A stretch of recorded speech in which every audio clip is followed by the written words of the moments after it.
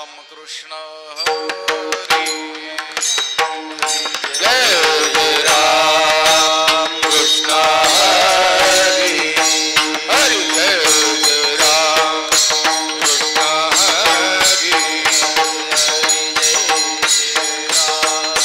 हरि हरि जय राम कृष्ण हरि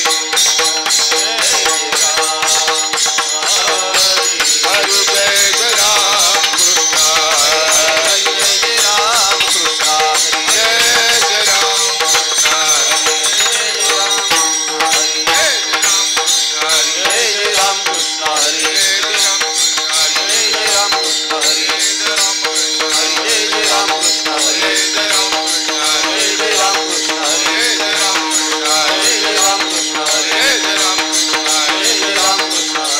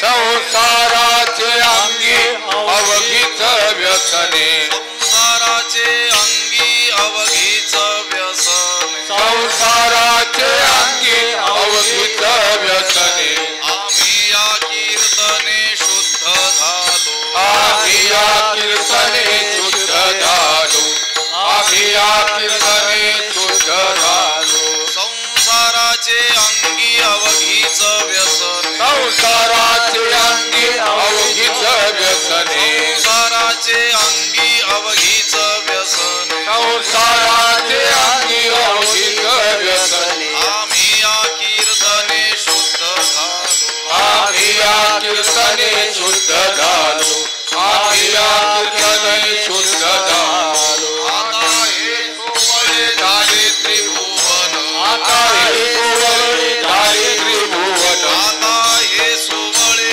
झाले त्रिभुवन आता हे सोवळे झाले त्रिभुवन विषम धुवून सांडियेले विषम धुवून सांडिये विषम धुवून सांडिये ब्रह्मपुरी वास करणे अखंड ब्रह्मपुरी वास करणे अखंड ब्रह्मपुरी वास करणे अखंड ब्रह्मपुरी वास करणे अखंड न देखिले तोंड विटाळाचे न देखिले तोंड विटाळाचे न देखिले तोंड विटाळाचे आता हे सोवळे झाले त्रिभुवन आता हे सोहळे झाले त्रिभुवन आता हे सोवळे झाले त्रिभुवन आता हे सोहळे झाले त्रिभुवन विषमधून सांडियेले विषमधून साठिये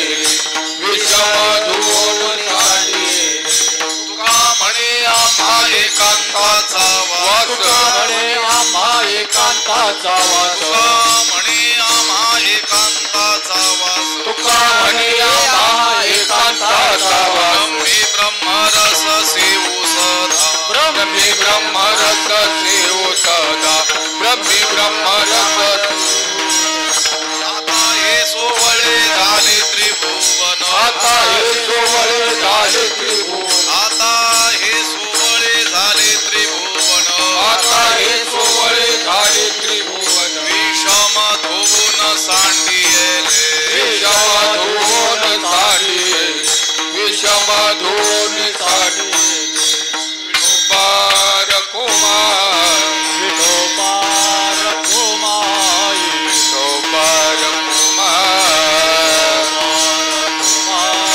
विठोबार कुमार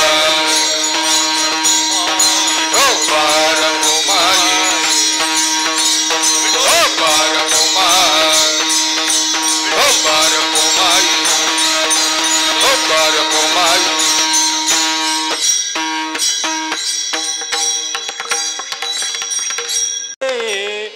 अवघीच व्यसने संसाराचे अंगे अवघीच व्यसने संसाराचे अंगी अवघीच व्यसने संसाराचे अंगी अवघीच व्यसने संसाराचे अंगे अवघीच व्यसने संसाराचे अंगे अवघीच व्यसने संसाराचे अंगी अवघीच व्यसने संसाराचे अंगी अवघीच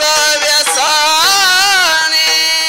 आम्ही कीर्तने शुद्ध झालो आम्ही कीर्तने शुद्ध झालो आता हे सोवळे झाले त्रिभुवन आता हे सोवळे झाले त्रिभुवन आम्ही कीर्तने शुद्ध झालो आम्ही कीर्तने शुद्ध झालो आता हे सोहळे झाले त्रिभुवन आता हे सोहळे झाले त्रिभुवन विषमधूने सांडियेले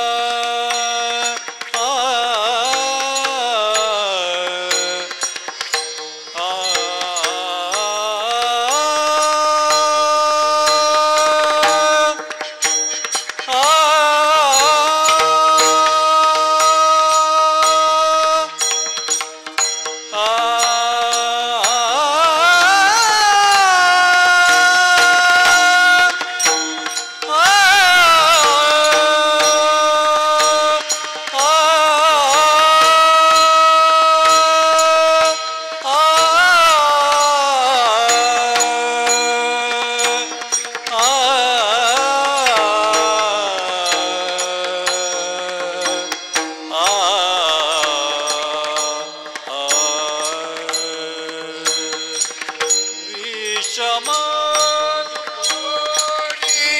सांडियेले विषय धोवोनी सांडिये रे सांडिये रे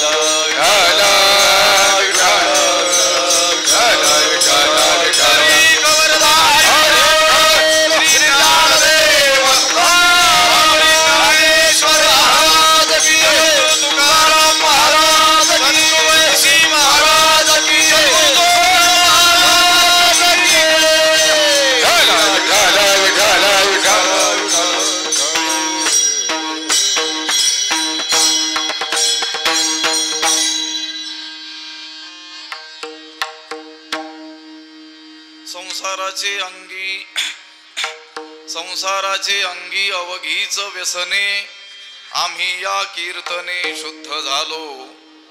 आता हे सोवळे झाले त्रिभुवन विषम धोन सांडियेले. ब्रह्मपुरी वास करणे अखंड न देखिजे तोंड विटाळाचे.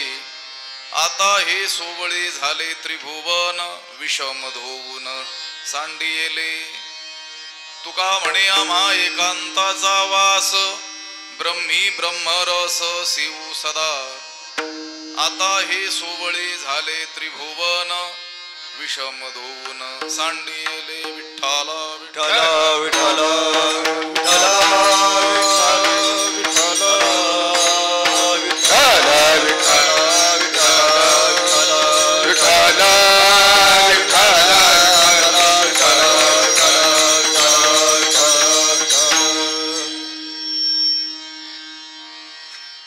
श्रीकांतं कमलावरं वररुचिं श्रेष्ठं रमावल्लभं मोक्तारं कलिपङ्कमग्नजनता वृन्दस्य भक्तप्रियं गोगोपी गणवेष्टितं मधुरया वाण्यास्तुतं सज्जनैः तं भीमातटवासिनं प्रभुवरं श्री पाण्डुरङ्गं भजे पांडुरंग करू प्रथम नमन पांडुरंग करू प्रथम पांडुरंग करू प्रथम नमन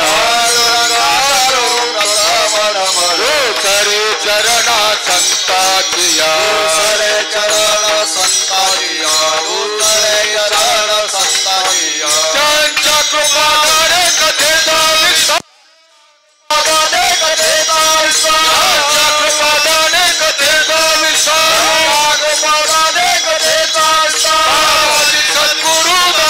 चिदानंद विग्रहं पूर्ण ब्रह्म परानंद मीशमालंदी वल्लभं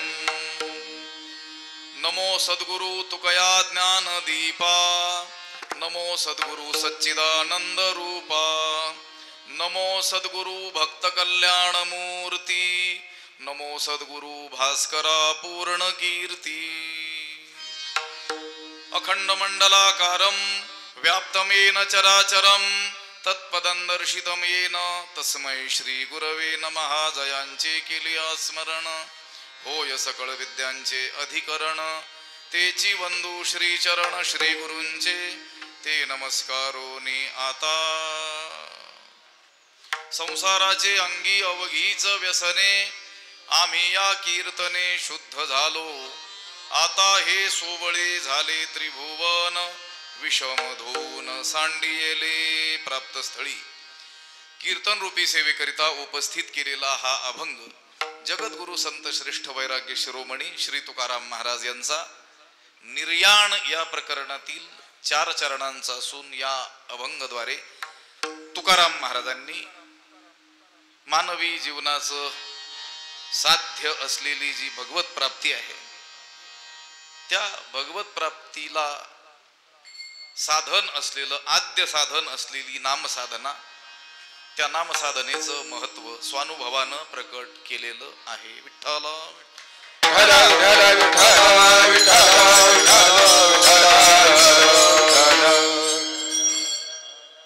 आज जगद्गुरु तुकाराम महाराजांचा निर्याण दिन आहे म्हणजे ज्याला आपण तुकाराम बीज असं म्हणतो आजच्याच तिथीला 450 वर्षापूर्वी तुकाराम महाराज सदेह वैकुंठाला गेलेले आहेत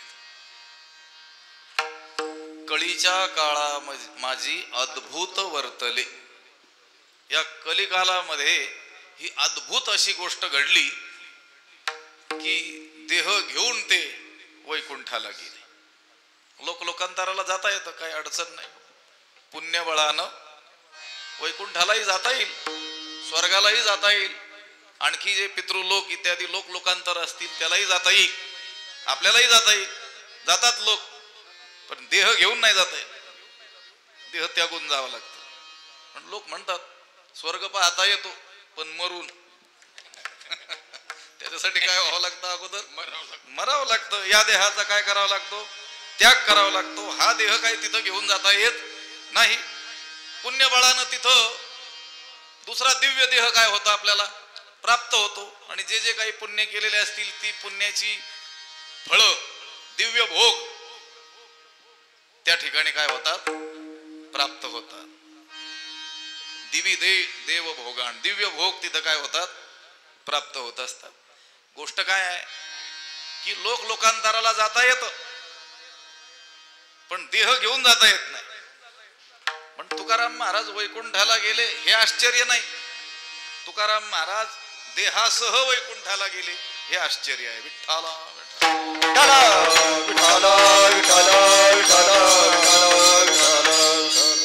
अद्भुत अशी घटना आहे. निळोबाराय म्हणतात या कलिकालामध्ये हे अद्भुत घडलेलं आहे. म्हणजे असं कधी ऐकण्यात नाही, पाहण्यात नाही, कोणाच्या वाचनात नाही किंवा कुणी असा विचारही केलेला नाही की हा देह घेऊन वैकुंठाला जाता येईल म्हणून. नेले कलेवर सांगा कोणी, नेले कलेवर सांगा कोणी,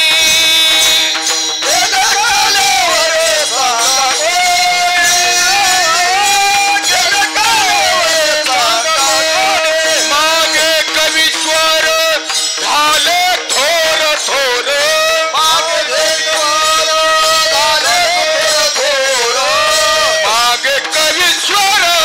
झाले थोर थोर,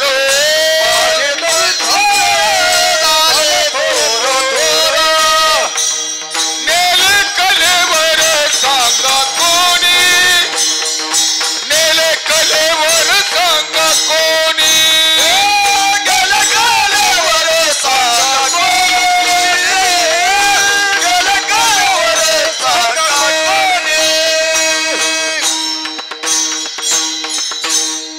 मागे मागे म्हणजे तुकोबरायांच्या अगोदर कवीश्वर शब्दसृष्टीचे ईश्वर असलेले थोर थोर कवीश्वर होऊन गेले. अगदी वशिष्ठ वाल्मिकादिकांपासून मोठमोठे कवी, कवी श्रेष्ठ, कवीश्वर, कवींचे ईश्वर असे होऊन गेले. पण हे कलेवर कोणाला घेऊन जाता आलं का? हा देह, या देहासह वैकुंठ गमन कोणाला करता आलं का? नाही. म्हणून ही अद्भुत घटना आहे आणि ती आपल्या महाराष्ट्रात घडते आहे, आपल्या मराठी प्रांतात घडते आहे, आपल्या पूज्य मानलेल्या, आदर्श मानलेल्या संतांच्या जीवनात घडते आहे. ही मोठी अशी काय आहे गोष्ट आहे. आपल्याला त्याचा अभिमान असला पाहिजे की अशा संत परंपरेचे आम्ही अनुयायी आहोत, म्हणून पाईक आहोत. लक्षात आलं? आम्ही गमती, आता वेळही नाही तेवढा, आणि मला आज मी म्हटलो तासभरच मी बोलणार आहे, तब्येत ठीक नाही असं उभं राहीपर्यंत म्हटलो होतो मी. असं आहे इथं उभं राहिल्यानंतर त्या ज्ञानोबारायांसमोर उभं राहिलो की आपोआप सुचतो विषय. असं आहे. आता वाटतं या भंगावर 10-5 कीर्तन करता येणं शक्य होईल. आता वाटतंय इथं उभं राहिल्यानंतर ती माऊलींची कृपा आहे. इथं सुचणार नाही तर काय होणार, मग कुठं सुचणार दुसरीकडे. इथं जर ज्ञानोबारायांनी साक्षात जगाला ज्ञान दिलेलं आहे, ह्या वातावरणामध्ये, या वायुमंडळामध्ये त्यांचे शब्द असतील की नाही, आपोआप आपल्याला काय होईल, प्रेरणा होईल. करील ते काय नो हे महाराज परिपाहे बीज शुद्धांगी. मनोभावे जर आपण त्यांना वंदन केलं, शरण गेलो, आणि तुम्हीच पहा आता काय करायचं ते असं जर म्हटलो तर मग ते काहीही करू शकतात. रेड्याच्या मुखातून जर ते ऋग्वेद बोलवू शकतात तर माणसाच्या मुखातून चांगलं चिंतन नाही का बाहेर काढणार. रोजचा अनुभव आहे आपल्याला ज्ञानेश्वरी सांगताना. त्या ओवीचा तसा कधी न केलेला विचार सुद्धा इथं बसल्यानंतर आपोआप सुचतो. विठ्ठल विठ्ठल विठ्ठल विठ्ठल विठ्ठल विठ्ठल. वारकरी परंपरा ही जगातील सर्वश्रेष्ठ परंपरा आहे. त्या प्रज्ञाचक्षु गुलाबराव महाराजांचं एक वचन आहे. प्रज्ञाचक्षु गुलाबराव महाराज, गुलाब बाबा नाही बरं का, गुलाबराव महाराज, विदर्भरत्न, विदर्भातील 129 ग्रंथांची रचना त्यांनी वेगवेगळ्या भाषेत केलेली आपल्याला आढळते. ते स्वतःला ज्ञानेश कन्या म्हणून घ्यायचे. ते म्हणायचे मी ज्ञानोबारायांची मुलगी आहे आणि श्रीकृष्ण पत्नी आहे, आणि स्त्री वेश धारण करून ते राहायचे, बाईच्या वेशामध्ये राहायचे. त्यांच्या परंपरेला मधुराद्वैत असं नाव आहे. आणि ते म्हणायचे मी श्रीकृष्ण काळामध्ये पंचलतिका नावाची गोपी होते, पण नारदांच्या आज्ञेनं कलियुगामध्ये भक्तीचा प्रचार करण्याकरिता या रूपात आलेलो आहे. म्हणून ते पुरुष म्हणून जन्माला आलेले असले तरी स्त्री वेशात ते राहायचे. आपण जे ज्ञानोबारायांचं चित्र पाहतो, फेटा वगैरे घातलेला, पद्मासनात बसलेले आहेत, पुढे अशी सजावट अगदी केलेली आहे, पुष्पमाळा परिधान केलेली आहेत. आपण विचार करतो ज्ञानोबारायांना तर छळलं लोकांनी, अशी पूजा कधी केली असेल महाराष्ट्रातल्या लोकांनी? मग हे चित्र नेमकं कुठलं आहे? तर ते गुलाबराव महाराजांनी पेन्सिल पोर्ट्रेट तयार केलं.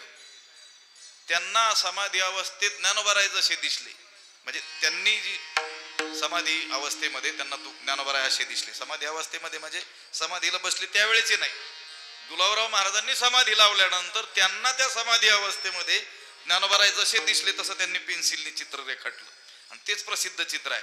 मग त्यांना विचारलं, अशा अवस्थेतले ज्ञानोबाराय तुम्हाला कुठले दिसले, कोणत्या अवस्थेतले दिसले? त्यांनी सांगितलं, नामदेवरायांसह ज्ञानोबाराय ज्यावेळेस तीर्थयात्रेला गेले त्यावेळेस काशी क्षेत्रात प्रवेश करण्याच्या पूर्वी काशीमधील पंडितांच्या स्वप्नात काशी विश्वनाथानं येऊन सांगितलं होतं, महाविष्णूचा अवतार माझा सखा असलेला ज्ञानोबाराय येऊ राहिलेला आहे. त्यावेळेस त्या काशीतील पंडितांनी त्यांची पूजा केली. त्या पूजेच्या वेळेस ते चित्र आहे. विठ्ठला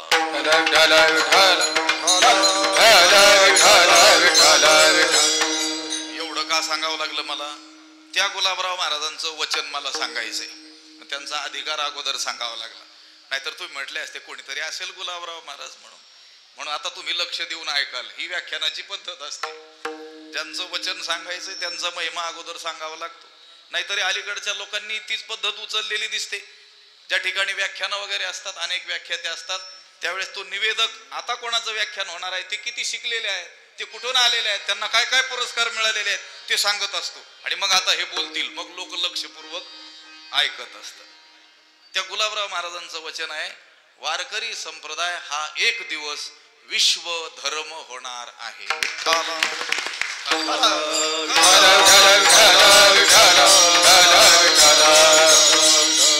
ते म्हणतात, इतक्या शहाणपणानं स्थापलेला कोणताच धर्म मला आढळला नाही. ते प्रज्ञाचक्षु आहेत. 129 ग्रंथ त्यांनी रचलेले आहेत. संस्कृत, प्राकृत, मागधी, हिंदी या सगळ्या भाषेमध्ये, अवधी, व्रज या भाषेमध्ये त्यांनी ग्रंथ रचना केलेली आहे. ज्ञानोबारायांचा त्यांना प्रत्यक्ष साक्षात्कार आहे. त्यांनी सांगितलं वारकरी संप्रदाय विश्वधर्म होईल म्हणून. एवढं श्रेष्ठ तत्वज्ञान या संप्रदायाचं आहे आणि एवढे मोठमोठे संत पुरुष या संप्रदायाला लाभलेले आहेत. आपला महाराष्ट्राचा महामंत्रच आहे, ज्ञानोबा तुकाराम, ज्ञानोबा तुकाराम, आपला काय महामंत्र आहे. ज्ञानेश्वर महाराजांपासून तुकाराम महाराजांपर्यंत. आम्ही कुठं बोललो होतो काही कुणास ठाऊक, लक्षात आलं नाही. लोक म्हणतात, मग तुम्ही ज्ञानोबा तुकाराम हे दोनच नावं घेता, मध्ये काही संत झाले नाहीत का? ज्ञानेश्वर महाराजांच्या समकालीन कितीतरी संत आहेत, सगळ्यांची नावं का घेत नाही, हे दोनच का घेतात? तर गोष्ट अशी आहे, ज्ञानोबा तुकाराम हा मध्यम पदलोपी समास आहे. समासाचे जे अनेक प्रकार आहेत त्याच्यात मध्यम पदलोपी समास हा एक प्रकार आहे. मधले पद काय झालेले आहेत, लुप्त झालेले आहेत काही नियमांनी. पोळपाट हा मध्यम पदलोपी समास आहे. पोळीसाठी असलेला पाठ, पोळपाट, साठी आणि असलेला शब्द गेले की मधी, मग ते ग्राह्य आहेत. पोळपाट म्हणण्यातच पोळीसाठी असलेला पाठ हे शब्द ग्रहण झाले. अगदी त्याचप्रमाणे ज्ञानोबा तुकाराम हा मध्यम पदलोपी समास आहे. ज्ञानोबा तुकाराम म्हणण्यानच मध्ये सगळ्या संतांचं आपोआप ग्रहण होतं.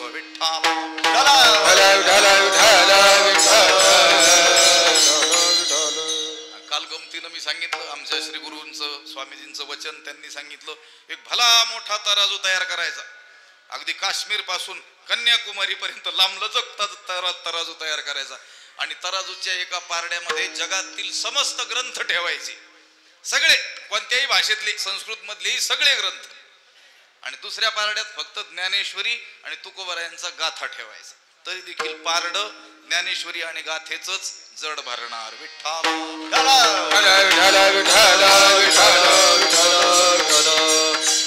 एवढी दिव्य परंपरा लाभलेला आपला हा वारकरी संप्रदाय आहे. असं तत्वज्ञान जगाच्या पाठीवर कुठेही आपल्याला आढळणार नाही. अनेक संप्रदाय असतील जगामध्ये, त्यांनी आपापल्या परीने अनेक कामं केलेली असतील मानवी जीवनाच्या कल्याणासाठी, नाही म्हणत नाही आपण, पण तत्वज्ञानाचा ज्यावेळेस प्रश्न येतो त्यावेळेस तत्वज्ञानाची बरोबरी करू शकेल असा कोणताच संप्रदाय जगाच्या पाठीवर अस्तित्वात नाही. अन्य संप्रदाय आहेत त्यांचे अवघे ग्रंथ आणि तुकाराम महाराजांचा एक अभंग तरी देखील ते सगळे ग्रंथ बरोबरी करणार नाहीत. विठ्ठला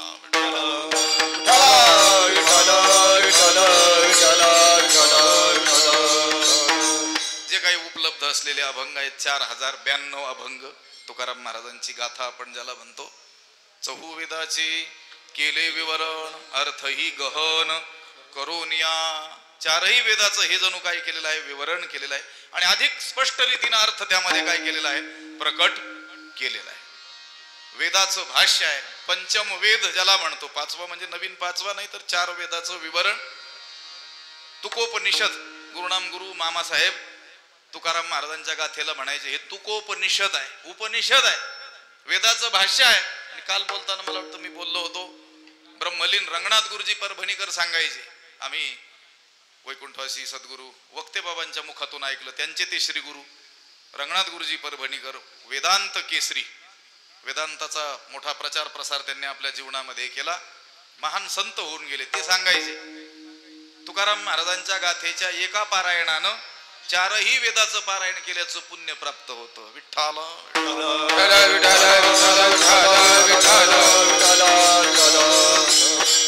आणि काल बोलताना मी आणखी सांगितलं होतं आमच्या श्री गुरु स्वामीजींनी गाथा आणि ज्ञानेश्वरी ज्यावेळेस वाचली त्यावेळेस प्रत्येक अभंगाजवळ त्यांनी हा अभंग कोणत्या मंत्राचं भाष्य असलं पाहिजे ते मंत्र पेन्सिलनी काय केले लिहून ठेवले. सगळा ग्रंथ जे ग्रंथ भरलेला दिसून येतो.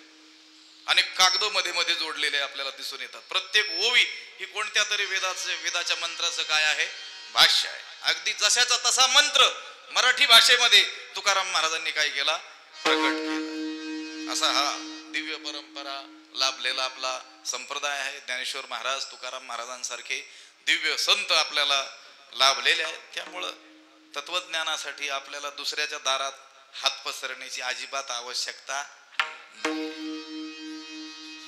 वैकुंठवासी अण्णा होऊन गेले जगन्नाथ अण्णा पवार वेदांत वाचस्पती मोठे वक्ते होऊन गेले.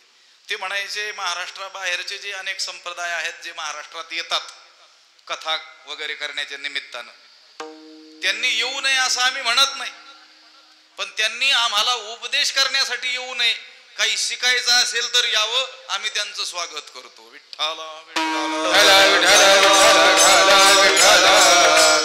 कारण जे उत्तराखंड आहे ना ऋषिकेश हरिद्वार तिकडे जात असतानाच मोठे बोर्ड लावलेले असतात सरकारने देवभूमी उत्तराखंड में आपका स्वागत है.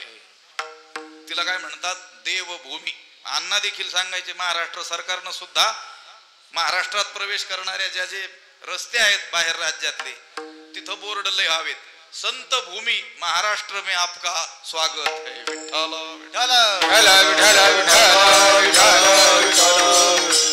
इतके संत या महाराष्ट्र भूमीमध्ये होऊन गेले. प्रत्येक जाती उपजातीमध्ये संत अवतीर्ण झाले. भगवंतच त्या संतांच्या रूपाने अवतीर्ण झाले आणि त्या संतांनी अवतार कार्य असं केलं की सगळ्यांना बळ मिळेल प्रेरणा मिळेल. म्हणजे कोणत्याही जातीत जन्माला आलेला मनुष्य असा म्हणू शकत नाही माझा उद्धार होणार नाही. त्याच्या समोर लगेच आदर्शभूत त्याच जातीत जन्माला आलेला कोणीतरी मोठा महापुरुष आहे त्यांचा होऊ शकतो तर तुझा का होऊ शकत नाही.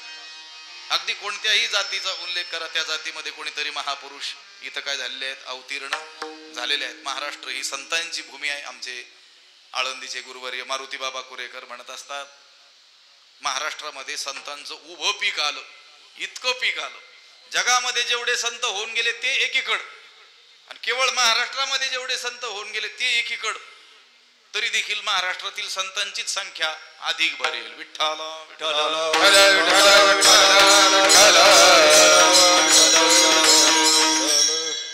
त्या सर्व संतांचे मुकुटमणी असलेले जगद्गुरु तुकाराम महाराज तुका झाला असे कळस भजन करा सावकाश. बहिणाबाईंनी भागवत धर्म मंदिराची जी संकल्पना आपल्या समोर ठेवलेली आहे ज्ञानदेवे रचिला पाया उभारिले देवालया. ज्ञानेश्वर महाराजांनी या भागवत धर्म मंदिराचा या वारकरी संप्रदायाचा पाया रचला.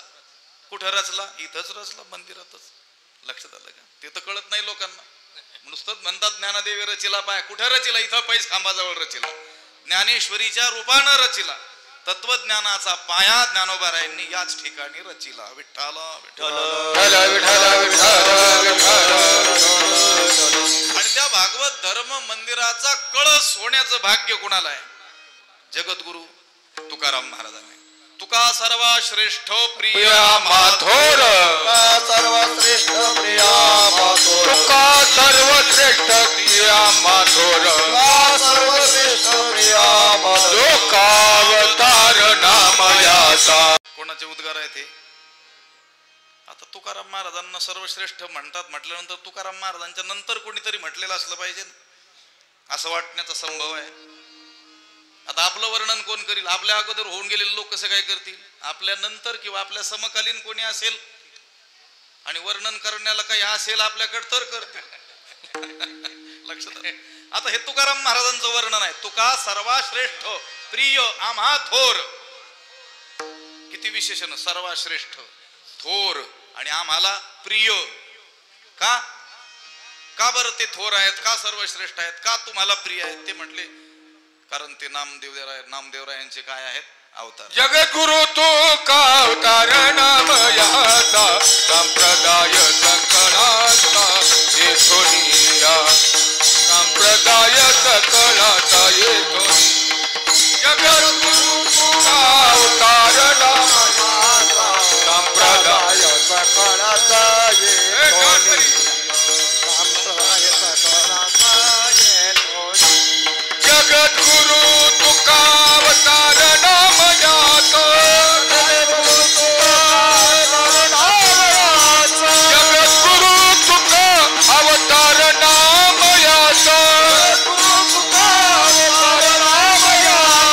जगद्गुरु तुका अवतार नामयाचा संप्रदाय सकळाचा येथोनिया संप्रदाय सकळाचा येथोनी. अवतार नामयाचा संप्रदाय सकळाचा येथोनिया संप्रदायाचा येथोनिया. हे निळोबारायांचे उद्गार आहेत. जगद्गुरु तुका अवतार नामयाचा संप्रदाय सकळांचा येथोनिया. हे झाले निळोबारायांचे. पण अगोदर मी जे बोललेलो आहे तुका सर्वश्रेष्ठ प्रिया माथोर का जो अवतार नामयाचा. बोलण्याकडे लक्ष आहे का माझ्या? हे उद्गार कोणाचे असले पाहिजेत? सामान्य नियम आहे. त्यांच्या नंतर होऊन गेलेल्या कोणाचे तरी असले पाहिजेत ना. जसं आता यांनी प्रमाण दिलं निळोबारायांचे ते उद्गार. पण मी जो चरण आपल्याला सांगितलं हे उद्गार रामेश्वर भट्टाच्या मुखातून जरी बाहेर पडलेले असले तरी हे बोलणं ज्ञानोबारायांचं आहे. विठ्ठला विठ्ठल विठ्ठल विठ्ठल विठ्ठल विठ्ठल. तुकाराम महाराजांच्या 300-350 वर्ष अगोदर होऊन गेलेल्या ज्ञानोबारायांचे उद्गार तुकाराम महाराजांविषयी कसे काय असू शकतील? अगोदरचा माणूस पुढच्या माणसाविषयी कसं काय बोलू शकेल? लक्षात आलं का? तर गोष्ट अशी आहे, ते रामेश्वर भट्ट बसले होते धरणं देऊन. त्या धरणेकऱ्यांना ज्यावेळेस ते उत्तर दिलेलं होतं त्याच्यामध्ये ज्ञानोबारायांनी त्या रामेश्वर भट्टांना सांगितलं स्वप्नामध्ये, तुकाराम महाराजांना तुम्ही त्रास दिला पण तुकाराम महाराज कोण आहेत? तुका सर्वश्रेष्ठ प्रिया माथो. म्हणजे ज्ञानोबारायांचे आवडते आहेत कोण? तुकोबाराय, जे ज्ञानोबारायांच्या नंतर झालेले आहेत. लक्षात येत आहे का काळ विपर्यास? लक्षात आलं का? ज्ञानोबारायांच्या नंतर 350 वर्षानंतर तुकोबाराय झाले तरी समाधीमध्ये बसून ज्ञानोबाराय म्हणतात तुकाराम महाराज आम्हाला सर्वात जास्त कोण आहे? प्रिय आहे. आणि अशा तुकाराम महाराजांचा छळ तुम्ही केला असं ते कोणाला सांगतात? रामेश्वर भट्टांना. मग मुखातून बाहेर आले कोणाच्या? रामेश्वर भट्टाच्या. पण म्हणणं कोणाचं आहे? हे ज्ञानोबारायांचं. विठ्ठला विठ्ठल विठ्ठल विठ्ठल विठ्ठल विठ्ठल. असे संप्रदायाच्या कळसस्थानी असलेले तुकोबाराय त्यांनी जगत कल्याणाकरता अवतार धारण केला. आणि अवतार धारण करून अवतार कोटीतील महापुरुषाप्रमाणे वागले नाहीत. तुमच्या आमच्यासारखं जसं आपण सामान्य माणसं जन्माला आलो अगदी तशाच रीतीनं त्यांनी आपल्याला वागवून दाखवलं, वर्तन करून दाखवलं. कशाकरिता? की आपल्याला बळ मिळावं, की त्यांचा उद्धार होऊ शकतो तर माझाही होऊ शकतो. पण आपण भलते चतुर. आपण आपला आळस दडवण्याकरिता काय म्हणत असतो? त्यांना जमलं, ते अवतारी होते. आणि तू कशाचा भूताचा अवतार आहेस का? विठ्ठला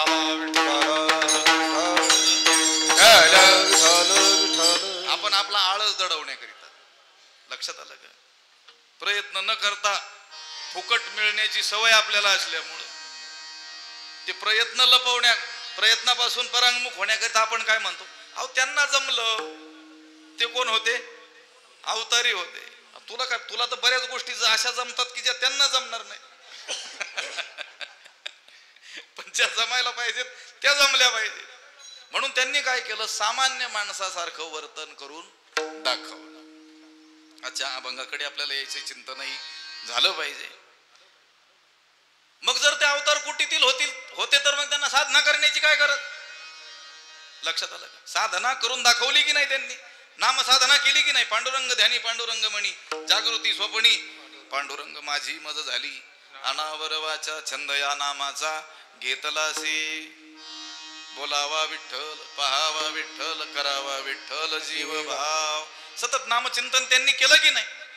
मग साधना कशासाठी केली? ती करून दाखवली. कारण संत हे शिक्षक आहेत, लोक शिक्षक आहेत. अर्भकाचे साठी पंथे हाती धरली पाटी, तैसे संत जगी क्रिया करुणी दाविती अंगी.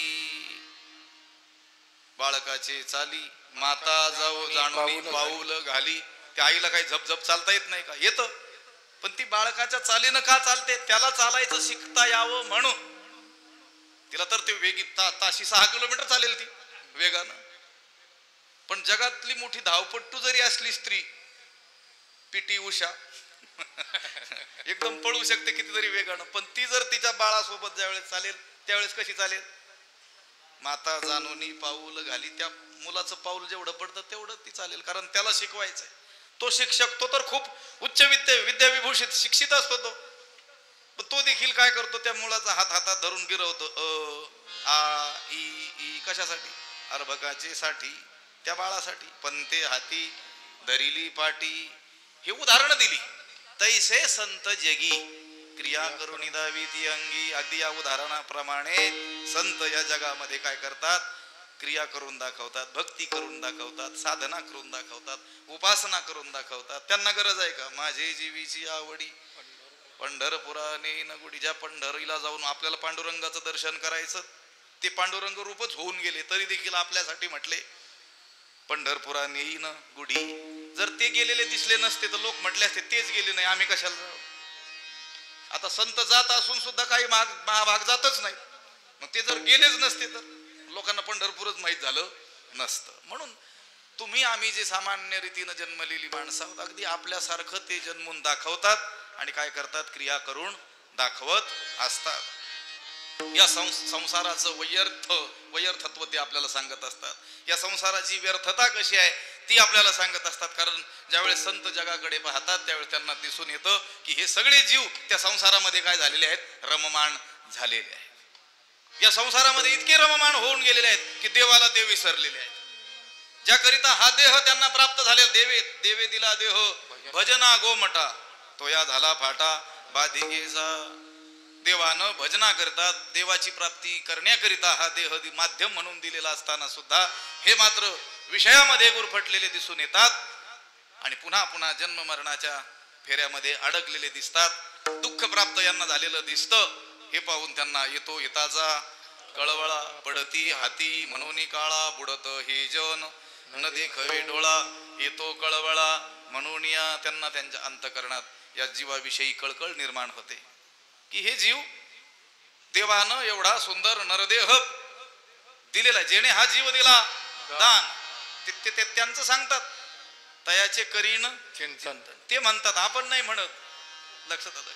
आपल्याला वाटतच नाही दानात आपल्याला मिळालेला आहे, कोणी देवानं कृपा करून दिलेला आहे. दिले इंद्रिय हातपाय कान डोळे मुख बोलाया वचन, जेणे तू जोडसी नारायण नासे जीवपण भवरोग. हे डोळे हात पाय कान इंद्रिय हे कशाकरिता दिलेले आहेत? बुद्धी, त्या परमात्म्याला जाणण्याकरिता. त्या परमात्म्याला जाणण्याकरिता मिळालेली बुद्धी, पण ही बुद्धी चालवून तो म्हणतो देवच नाही. विठ्ठला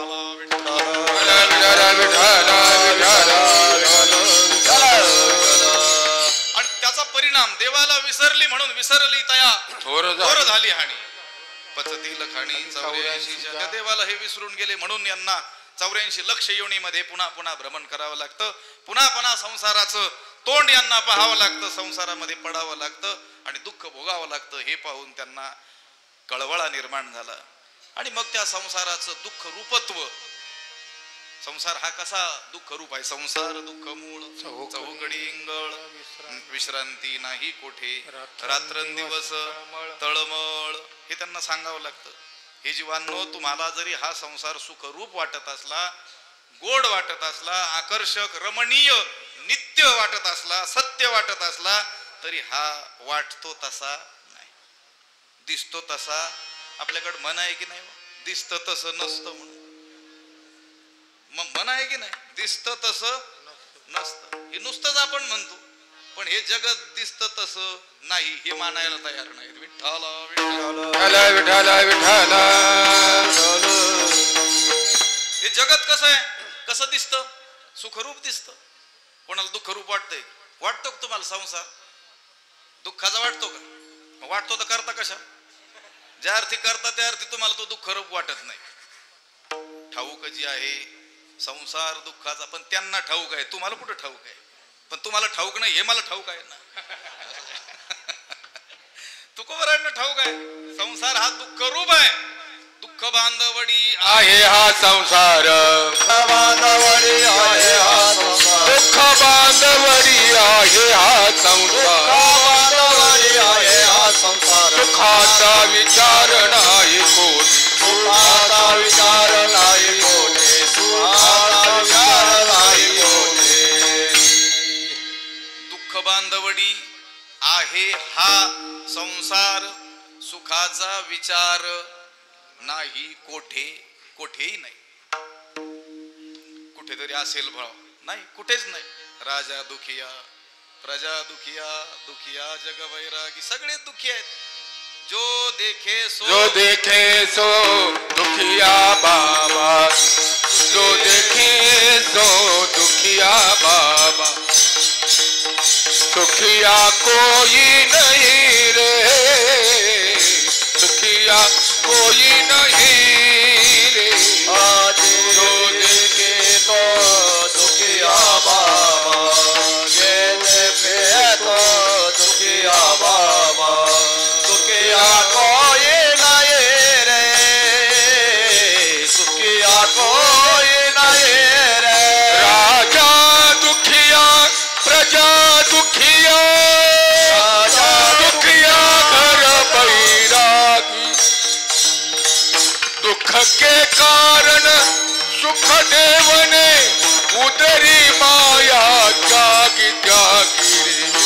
जो देखे तो दुखिया बाबा, जो देखे तो दुखिया बाबा, दुखिया कोई नहीं रे, दुखिया कोई नहीं रे, नहीं रे,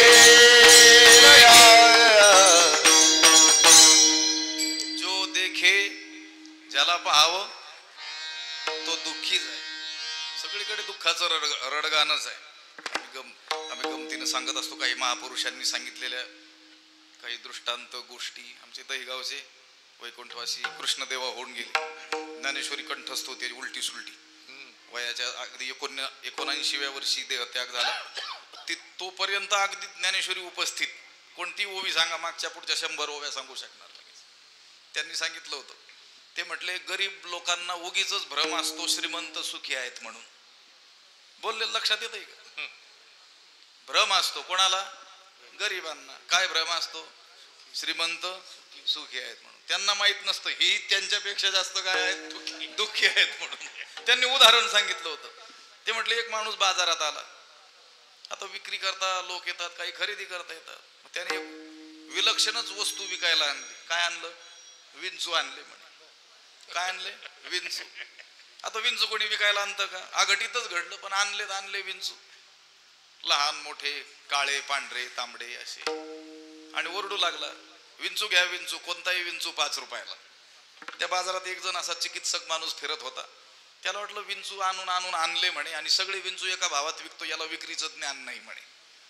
आणि त्याला जाऊन सांगू लागला, नको ती वस्तू विकायला आणली तर आणली, पण तुला विकण्याचं ज्ञान नाही. सगळे विंचू 5 रुपयाला कसे काय?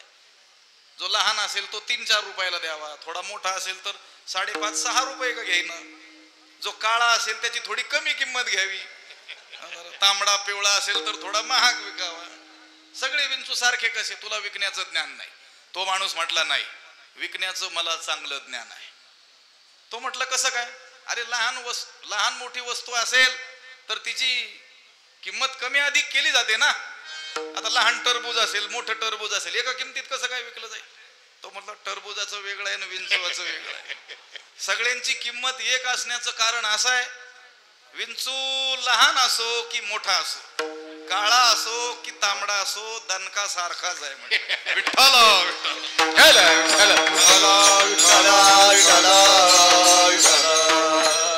बाबा सांगायचे, संसार कोणाचा फाटका असो की कोणाचा संपन्न असो, दुःख सारखंच आहे. विठ्ठल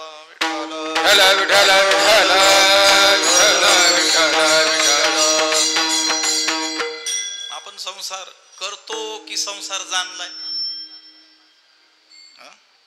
न जाणला म्हणूनच करतो ना. आपण ना देव जाणला ना संसार जाणला. मन आहे की नाही हिंदीमध्ये, ना घर के ना घाट के, असं असू दे.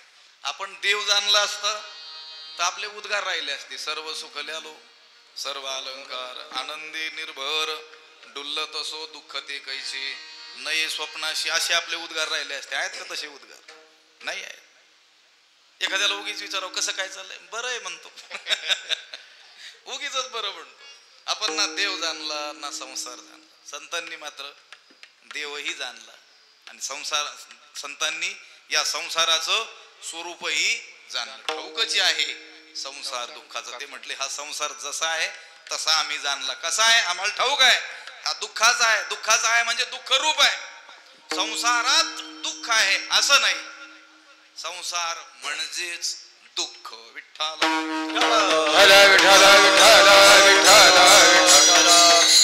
भगवंताने भगवद्गीतेमध्ये या संसाराला एक नाव दिलेलं आहे. काय नाव दिलेलं आहे?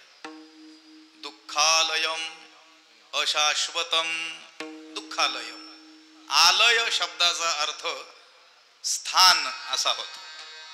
देवळाला संस्कृत भाषेत काय म्हणतात? देवालय, म्हणजे देवाला राहण्याचं स्थान. जेथे देव असतो त्याला म्हणतात देवालय. रुग्णालय कशाला म्हणतात? हॉस्पिटलला काय म्हणतात? रुग्णालय. जेथे रुग्ण असतात रुग्णालय. मेडिकल स्टोअर्सला काय म्हणतात? औषधालय. औषध मिळण्याची जागा, जिथे औषध असतात. लक्षात आलं? आलय म्हणजे स्थान. देवानं संसाराकरता शब्द वापरला. काय शब्द वापरला? दुःखालयम, म्हणजे दुःखाला राहण्याची जागा. जेथे दुःख आणि केवळ दुःखच आहे त्याला म्हणतात दुःखालय. दुःखालय नाव आहे संसाराचं. म्हणजे संसार आणि दुःख हे एकाच वस्तूची फक्त वेगळी 2 नावं आहेत. विठ्ठल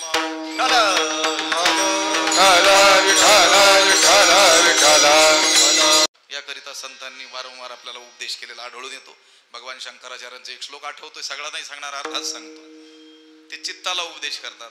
चेतस चंचलताम विहाय पुरत संधाय कोटिद्वयम तत्रैकत्र निधेहि सर्व विषयान अन्यत्र च श्रीपतीम. अर्धात सांगतो, आता वेळ नाही राहिलेला. त्यांनी सांगितलं, हे चित्ता तू काय कर, एक काम कर. काय काम कर? तुझ्या समोर 2 प्रकार तयार कर. 2 घटक तू असे ठेव. कोणते? पुरत संधाय कोटिद्वयम. 2 प्रकार कर म्हटले. एकीकडे तत्रैकत्र निधेहि सर्व विषयान, एका बाजूला जगातील समस्त विषय, जगातील सर्व भौतिक पदार्थ, सगळ्या सुखसोयी एका बाजूला ठेव, म्हणजे सगळं जग एका बाजूला. आणि अन्यत्रच श्रीपतीम, आणि दुसऱ्या बाजूला श्रीपती लक्ष्मीपती परमात्म्याला विठ्ठलाला ठेव म्हटले. आणि दोन्ही गोष्टींकडे बघत राहा आणि विचार कर. तुझा अनुभव काय सांगतो, संतांचा अनुभव काय सांगतो, शास्त्र काय सांगते, श्रुती युक्ती अनुभवाच्या बळानं या दोघांमधील सुखरूप कोण आहे आणि दुःखरूप कोण आहे याचा विचार कर आणि त्याची काय कर? निवड कर. विचारांती तुला असं लक्षात येईल की देव हाच का कोण आहे? सुखरूप आहे. सुखरूप आहे तुझे कोण सांगा माझ्याच पांडुरंगा सारिख्या तो सर्व सुखाचे आगर बापर कुमादेवीवर सर्व सुखरूप कोण आहे? देव आहे.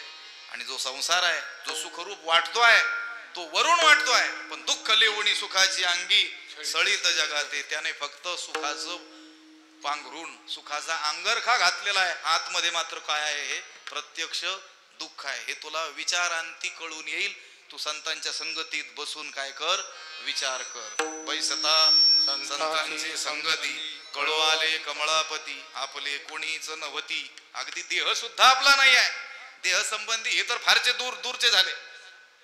निश्चय चित्ती दृढ झाला कधी? संतांच्या संगतीत बसून विचार केल्यानंतर. कारण संत हे सतत आपल्या सत्संगामध्ये आपल्या उपदेशामध्ये काय सांगत असतात? संसार दुःख रूप आहे आणि देव सुख रूप आहे. या संसार याच्यात पूर्ण दुःखच दुःख भरलेला आहे आणि देव काय आहे? सुखरूप आहे. आणि त्या देव प्राप्तीचा मार्ग आहे त्याचं नामस्मरण करायचं.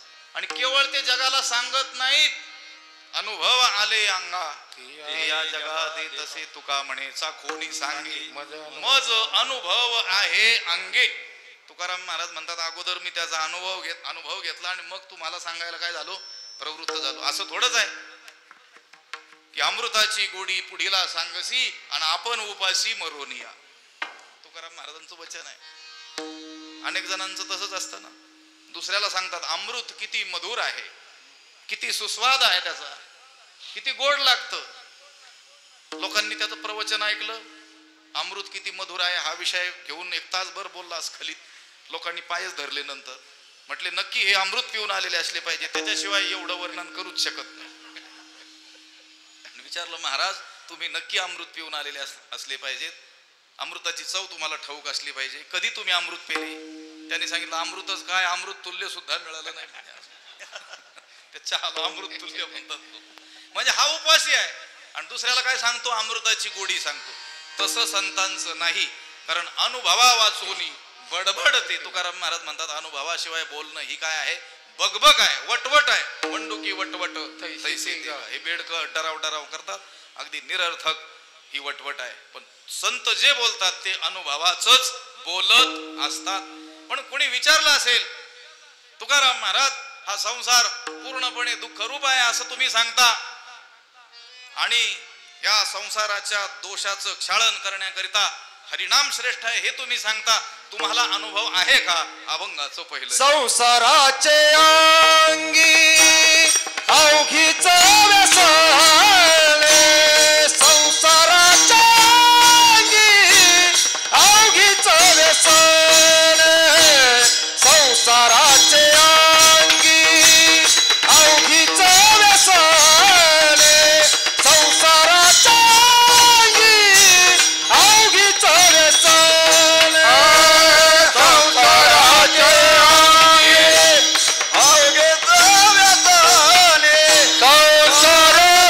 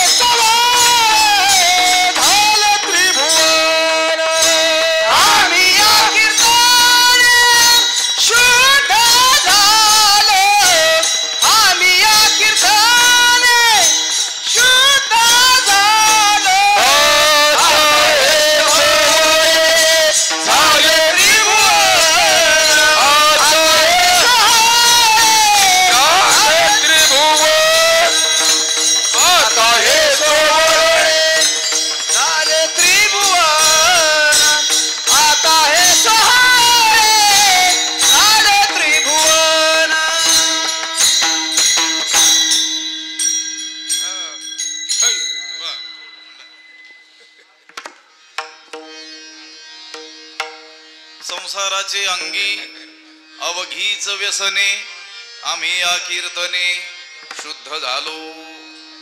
स्वानुभव सांगितलाय बरं त्यांनी. उगीच ऐकून कुठं वाचून नाही सांगितलं त्यांनी. त्यांचा तो अनुभव आहे. अनुभवाशिवाय संत बोलत नाहीत. एक गोष्ट मला आठवली आता हे प्रमाण म्हणत असताना.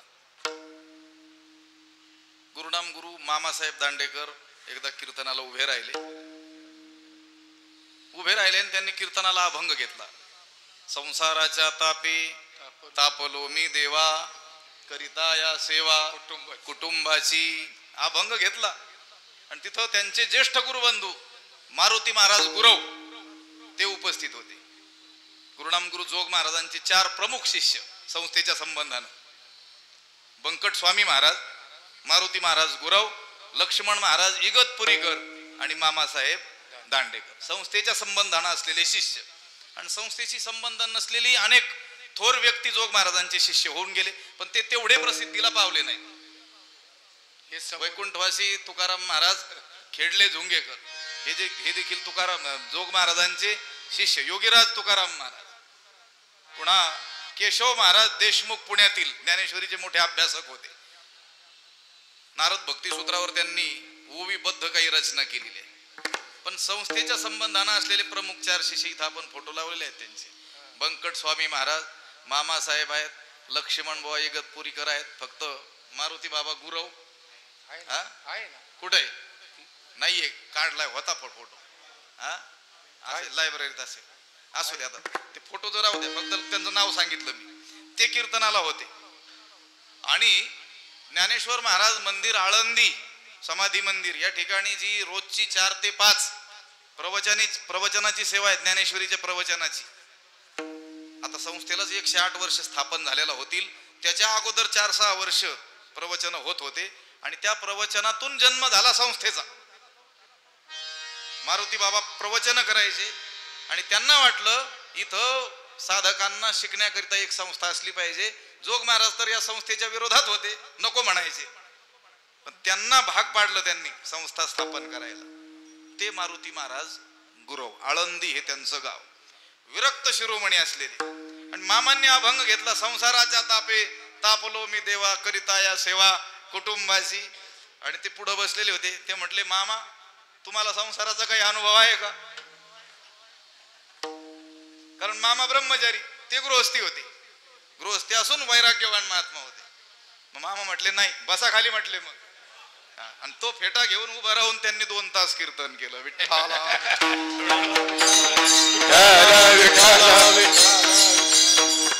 संत हे अनुभवाशिवाय बोलत नाही. आता तुम्ही लोक आम्हाला विचारित नाहीत, हे चांगली गोष्ट आहे. नाहीतर मग गंमतच दिसून येईल तुम्हाला.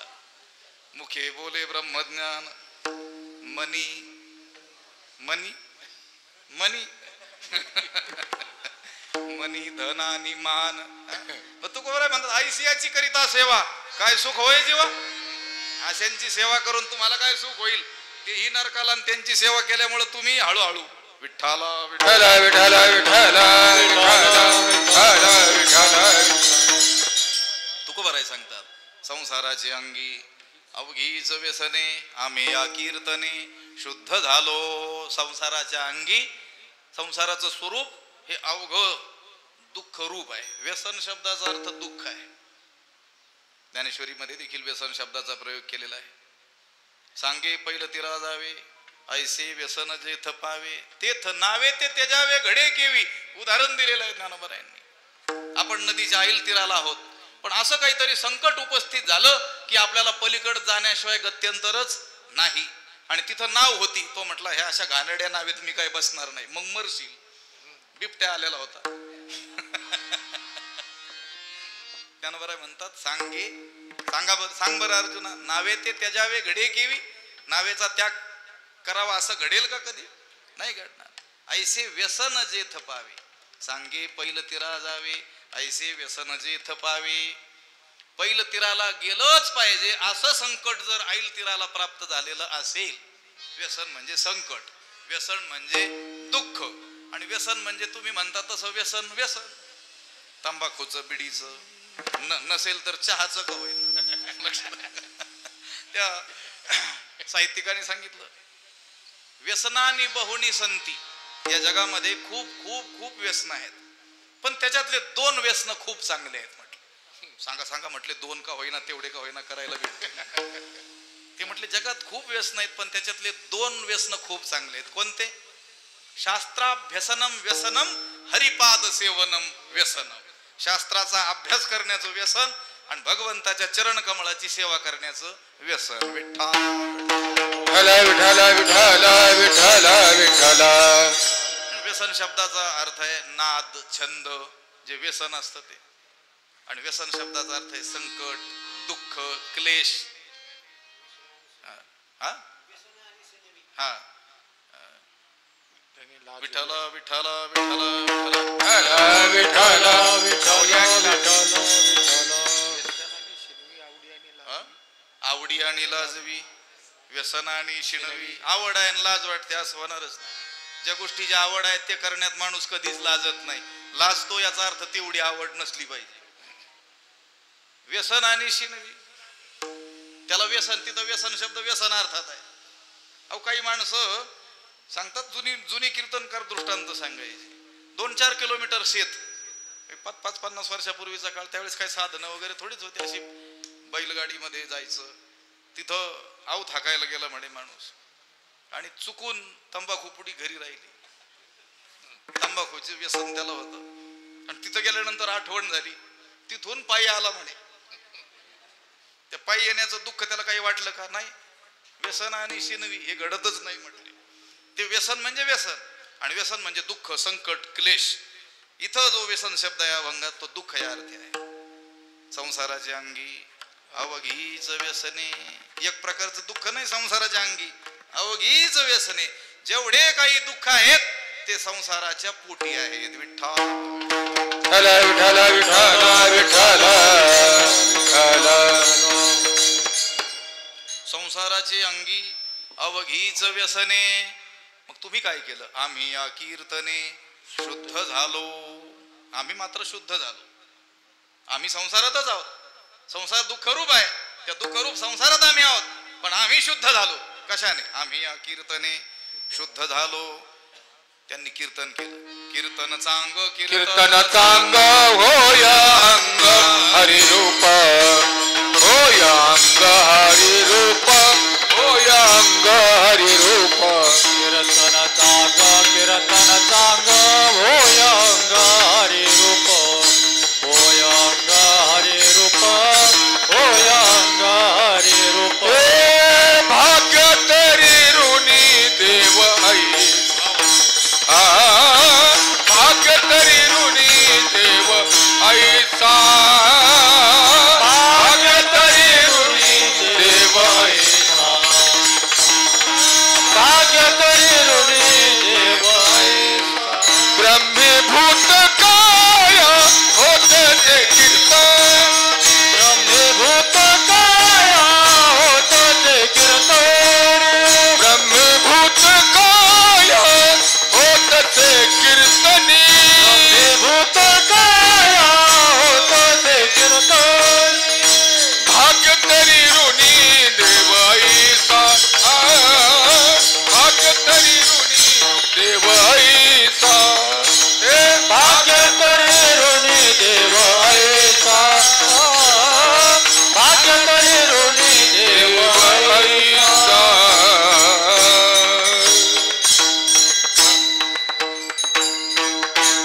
कीर्तन साधनेचं फळ स्वानुभवपूर्वक प्रकट केलेलं आहे. कीर्तन चांग, कीर्तन चांग, कीर्तन चांगलं आहे, कीर्तन चांगलं आहे. काय फळ आहे त्याचं? होय अंग हरिरूप ब्रह्मीभूत काया, होतसे कीर्तनी, भाग्य तरी ऋणी देव ऐसा. निर्याण प्रकरणातीलच अभंग आहे. देहाला देखील ब्रह्म करण्याचं सामर्थ्य कीर्तन या साधनेत आहे. म्हणून तुकाराम महाराज म्हणतात, हे जगातील लोकांनो, मोठमोठ्या साधकांनो, हे योग्यांनो, जप्यांनो, तप्यांनो, तुम्हाला काय साधन करायची ती करा, पण मज या कीर्तने विन नाही. मला मात्र या कीर्तनाशिवाय अजिबात करमत नाही. कोणी वारे अधिकार, कोणी वारे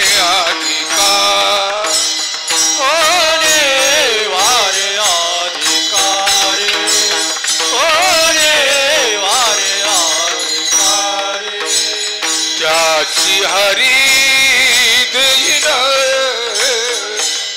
त्याची हरी देईन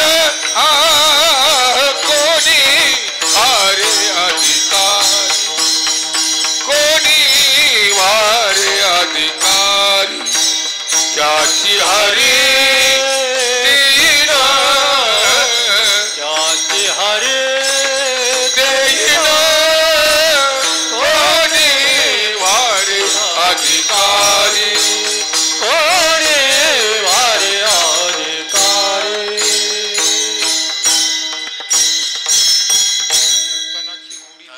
कीर्तनाची गोडी देव निवडी आपण कोणी भारे अधिकारी त्यासी हरी देईल. आणि विशेषतः कलियुगामध्ये कलियुगा माझी करावे कीर्तन त्याचं फळ तेने नारायण देईल भेटी. नारायण त्याला भेट देईल तोच नारायण रूप होऊन जाईल. हे कीर्तनाचं काय आहे फळ आहे. तेने नारायण देईल भेटी. आता कधी कधी आमचं कीर्तन ज्यांनी घेतलं तोच नारायण लवकर भेटत. पण कीर्तन तसं केलं तुकोबारायांनी सांगितलं तसं तुकोबारायांनी ज्यासाठी केलं त्यासाठी केलं तर मात्र नारायण अवश्य काय होईल भेट देईल. ज्या अर्थी आपल्याला कीर्तन करूनही नारायण भेट देत नाही त्या अर्थी आपलं कीर्तन त्या कीर्तनाचा उद्देश चुकतो आहे. विठ्ठला विठ्ठला विठ्ठला विठ्ठला आम्ही या कीर्तने शुद्ध झालो. तुकाराम महाराज म्हणतात आम्ही या हरी कीर्तन साधनेनं काय झालो शुद्ध झालो. संसाराचे अंगी अवघीच व्यसने सगळी संकट सगळे दुःख सगळे क्लेश त्या संसाराच्या पोटी आहेत हे आम्हाला ठाऊक आहे.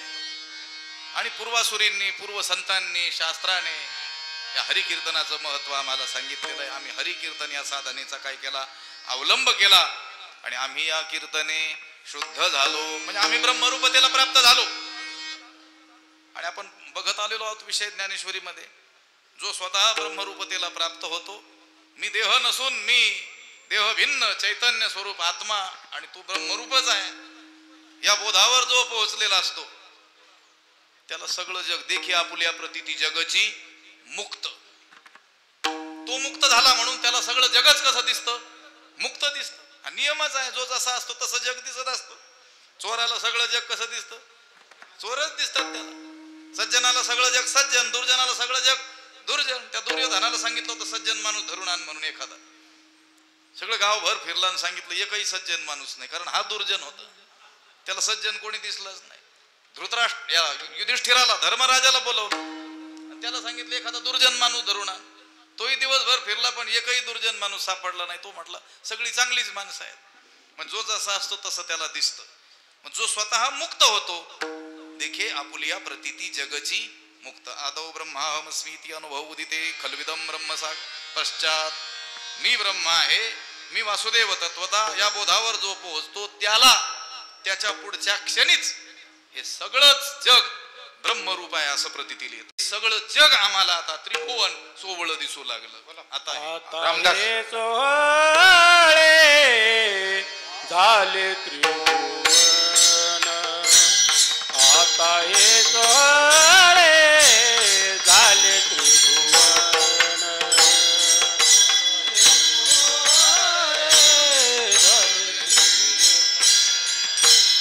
आता हे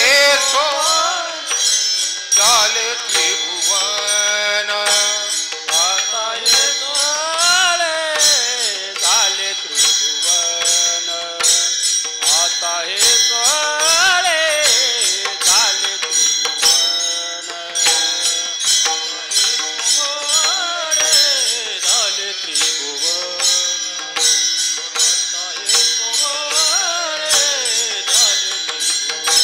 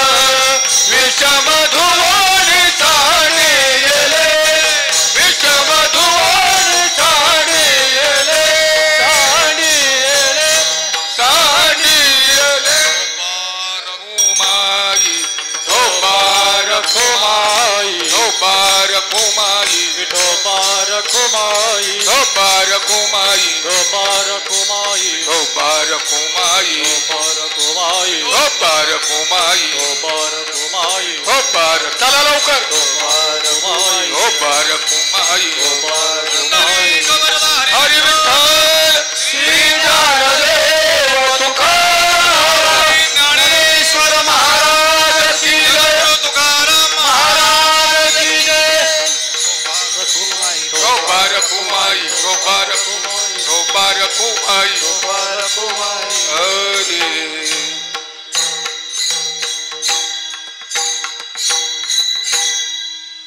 आम्ही या कीर्तने शुद्ध झालो आणि त्याचा परिणाम आता हे सोवळी झाले त्रिभुवन, हे सगळं त्रिभुवन आम्हाला शुद्ध दिसू लागलं. अवघेची त्रैलोक्य आनंदाचे आता चरणी जगन्नाथा चित्त ठेले. केवळ मीच परब्रह्म स्वरूप आहे एवढीच प्रतीती राहिली नाही, तर जे जे दिसत जे जे दृष्टी दिसे ते हरिरूप, अशा स्थितीला तो महात्मा पोहोचला.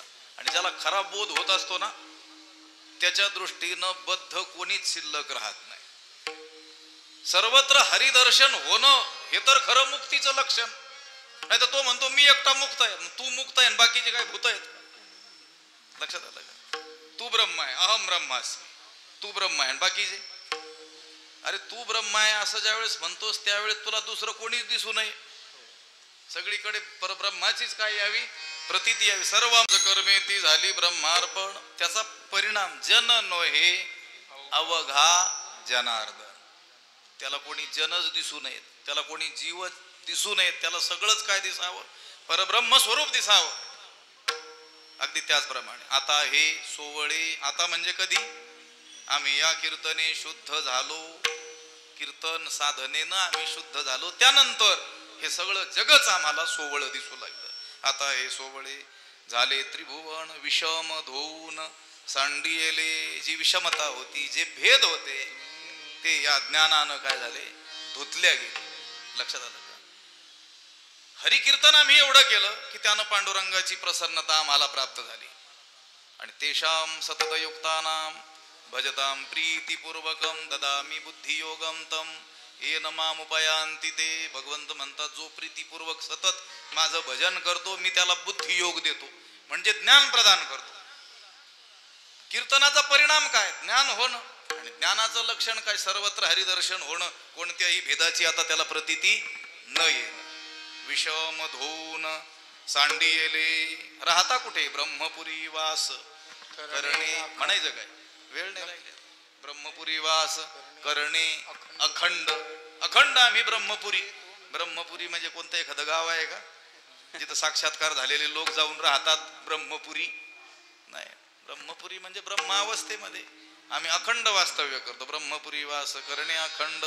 न देखीजे तोंड विटाळाचे. या विटाळ स्वरूप असलेल्या या संसाराचं पुन्हा आम्ही दर्शन देखील करणार नाही. लक्षात आलं का?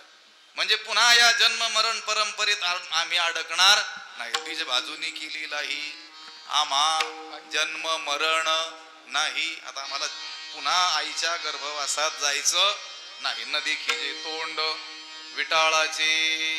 यासाठी आम्ही जी साधना करतो ती कशी करतो? अभंगाचं शेवट बोला. म्हणे आम्हा एकांताचा वास, तुका म्हणे आम्हा एकांताचा वास, तुका म्हणे आम्हा एकांताचा वास, तुका म्हणे आम्हा एकांताचा वास. ब्रह्मे ब्रह्मरस सेवो सदा, ब्रह्मी ब्रह्मरस सेवो सदा. आता हे सोवळे झाले त्रिभुवन, आता हे सोवळे झाले त्रिभुवन. ब्रह्मी ब्रह्मरस सेवो सदा, ब्रह्मी ब्रह्मरस सेवो सदा. आता हे सोवळे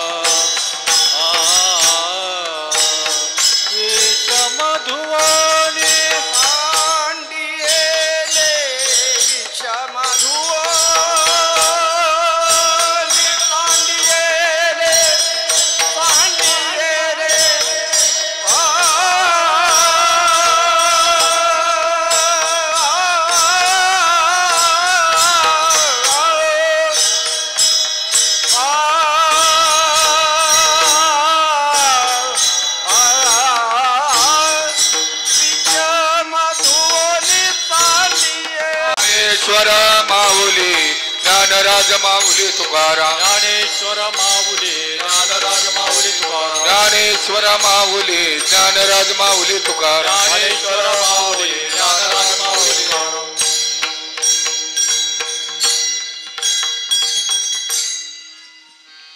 तुका म्हणे आम्हा एकांताचा वास ब्रह्मी ब्रह्मरस सेवू सदा.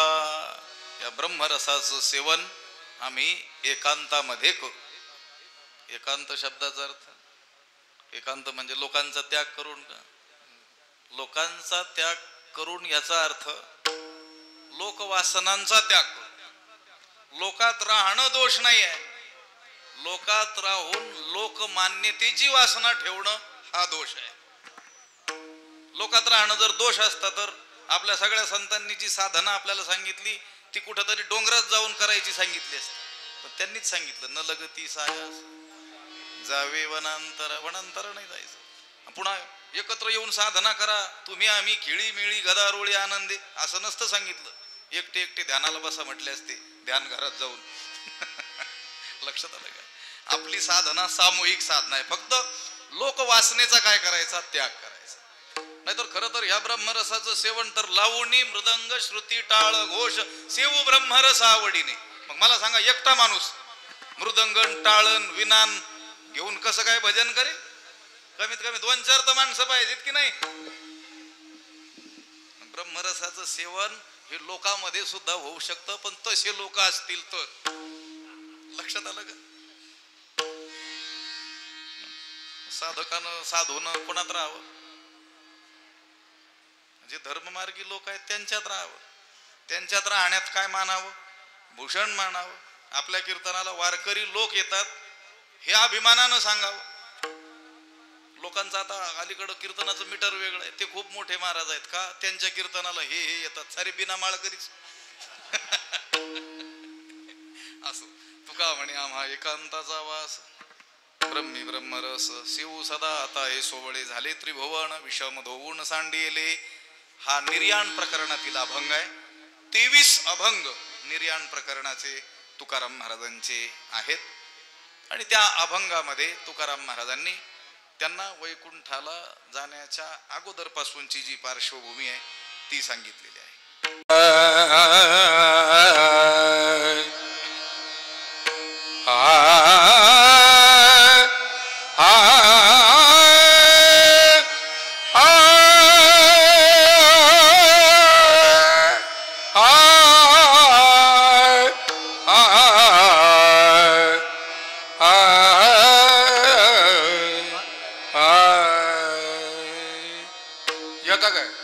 आम्ही जातो तुम्ही कृपा असो द्यावी. आम्ही जातो तुम्ही कृपा असो द्यावी. आम्ही जातो तुम्ही कृपा असो द्यावी. आम्ही जातो तुम्ही कृपा असो द्यावी. आम्ही जातो तुम्ही कृपा असो द्यावी. आम्ही जातो तुम्ही कृपा असो द्या. आम्ही जातो तुम्ही कृपा असो द्यावी. आम्ही जातो तुम्ही कृपा असो द्यावी. सकळा सांगावी विनंती माझी. सकळा सांगावी विनंती माझी. विनंती माझी. आम्ही जातो तुम्ही कृपा असू द्या. आम्ही जातो तुम्ही कृपा असू द्या. आम्ही जातो तुम्ही कृपा असो द्यावी. आम्ही जातो तुम्ही कृपा असो द्यावी. वाढ वेळ झालो उभा पांडुरंग.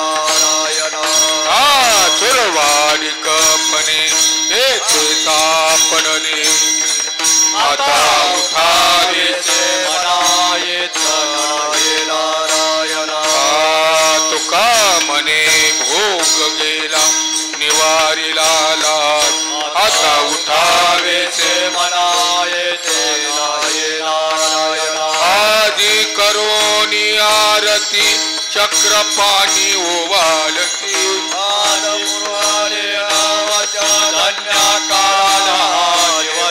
पहा पहा ओ सकळा पुण्यवंत तुम्ही बाळा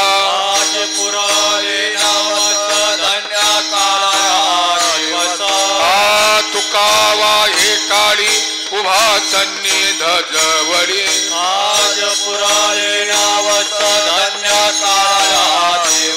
प्रेम सप्रेम आरती गोविंदाची ओवाळीती लोचन नित्य करते अवलोकन बाळा प्रौढाने मुग्धा ओवाळीती परमानंद धन्य धन्य ते लोचन नित्य करते अवलोकन नामा म्हणे केशवाते देखोनी राहील तटस्थ धन्य धन्य ते लोचन नित्य करते अवलोकन युगे 28 विटेवरी उभा वा मांगी रकुमाई कुंडलिका भेटी परब्रह्माले गा करणे वाहे भीमा उतरे जय देव जय देव जय पांडुरंगा रकुमाई वल्लभा वल्लभ पावे हा तुळशी माळा गळा कर ठेवून कटी भाषे पितांबर देव सुरवर गरुड हनुमंत पुढे उभा जय देव जय देव जय पांडुरंगा रकुमाई वल्लभा राईच्या आषाढी कार्तिकी भक्त जनेती चंद्रभागे माझी दर्शन हेळा मात्रे तया होय मुक्ती केशवाचे नाम देव भावे ओवाळती जय देव जय देव जय पांडुरंग रकुमाई वल्लभा आरती धन राजा महाकैवल्य तेजा सेवती साधू संत मनोवेजला माझा आरती ज्ञान गोपले ज्ञान जगी इतने नची कोणे अवतार पांडुरंग नाव ठेवले ज्ञान आरती ज्ञान राजा महाकैवल्य तेजा सेविते साधू संत मनोवेदला माझा आरती राजा प्रगट गुह्य बोले विश्व ब्रह्मची केले राम जनार्दनी आरती ज्ञान राजा महाकैवल्य तेजा सेवती साधू संत मनोवेदला माझा आरती राजा आरती तुकारामा स्वामी सद्गुरु धामा सचिदानंद मूर्ती पाय दाखव्यामा आरती तुकारामा राघवे सागरात पाषाण ताईले तैसे तुकोबाने भंगर केले आरती तुकारामा स्वामी सद्गुरु रामा सचिदानंद मूर्ती पाय दाखव्यामा आरती तुकारामा तुकिता तुलनेसी ब्रह्म तुकाशी आले म्हणून रामेश्वरी चरणी मस्तक ठेवले आरती तुकारामा स्वामी सद्गुरु रामा सचिदानंद मूर्ती पाय दाखव्यामा आरती तुकारामा आरती गुरु रायाची हो वीर वैष्णवाची बंसी बाबा नाम तुमचे कृपा से ज्ञानेशाची आरती गुरु रायाची निधिवासन गरीत करवीरेश्वर मंदिरात पैसखा बहुभाचेत वाट पाहतो बाबाची आरती गुरु रायाची जीर्णोद्धार करुनिया कळस केला मंदिराचा वैष्णव भाविकाची दोरी भक्ती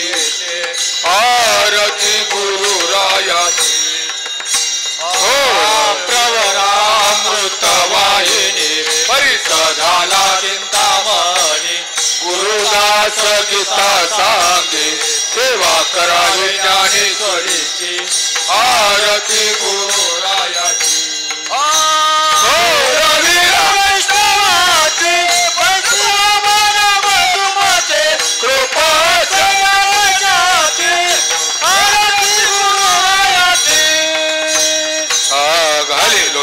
वंदन जन डोळ्यानं पायन रूप तुझे प्रेमी आलंगिनानंद भूषण भाल जय विठ्ठल